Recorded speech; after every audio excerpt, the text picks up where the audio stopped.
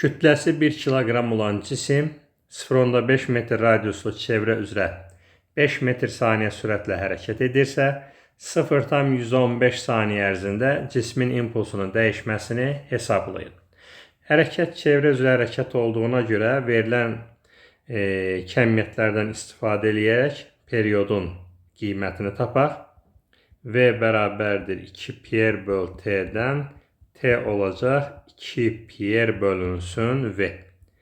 2 pi'nin qiyməti 3, R 0,5 metr, sürət də 5 metr saniyə, period olacaq 0,6 saniyə.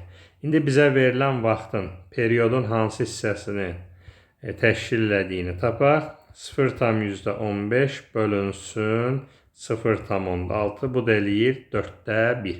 Çevrə üzrə hərəkətdə 4/1 periyoda uyğun impulsun dəyişməsi də kökdə 2 mv idi. Kökdə 2-dən 1/4 çıxarılası məsələdə qeyd olunub. Deməli, m'in qiyməti 1, v'nin də qiyməti 5. Deməli, olacaq 7. B bəndi.